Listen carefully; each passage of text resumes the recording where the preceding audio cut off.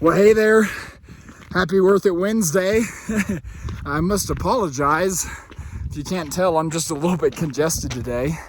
But feels like as good a day of any to talk about a principle worth learning. And I think that today's principle is one that is applicable for businesses and organizations just as much as it is for your personal growth.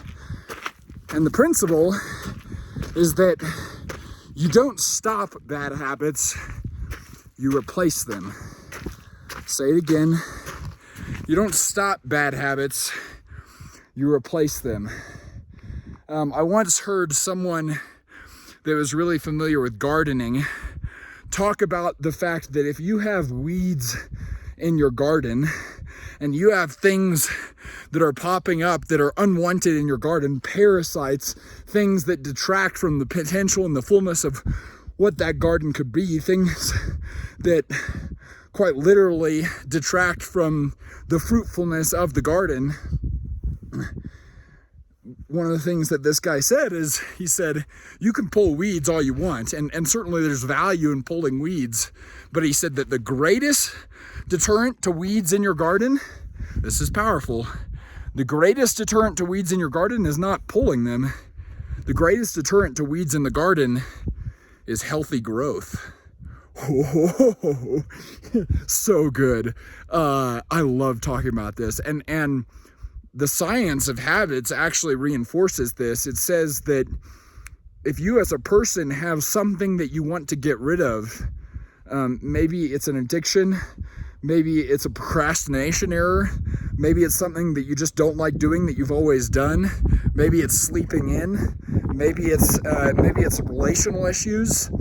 The science shows that your chance of defeating that thing that is taking away from the person, the leader, the man or the woman that you are called to be is not just to get rid of it, but to replace it with something that's healthy and life-giving and sustainable.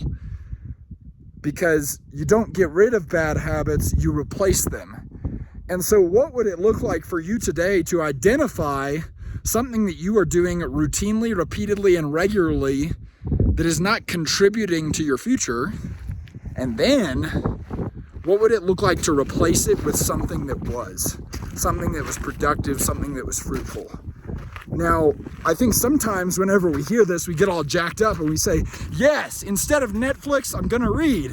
Instead of drinking on weeknights, I'm gonna eat a vegetable or drink more water. Instead of just isolating myself, I'm gonna add in people. And we get all jacked up and then we do it for a week or two. And then we deviate or we fall back to our patterns and our routines and our habits. And there's bad news and good news to that. Bad news is that that's just part of reality, right?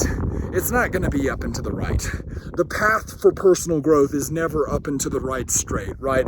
It looks way more like this mountain where it's just switch back, switch back, switch back, switch back. And habits by nature are hard to change. But the good news is that if you do change it, and if you do replace it, and if you keep climbing those switchbacks, if you keep going up, and if you keep applying yourself, and if you keep moving forward, what happens? Well, you're establishing a new habit. And what did we just say? Habits are hard to change. And so one day, you'll become this person that it becomes hard not to work out.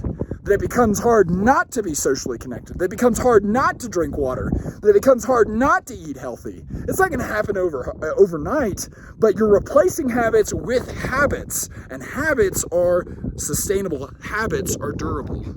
So you don't replace bad habits. I'm sorry, I messed it up. You do replace bad habits. You don't just get rid of them. Because the greatest deterrent to weeds in the garden is healthy growth. Okay, I'm gonna get to the top of this thing, and then I may go over to that one over there. Y'all have a great Wednesday.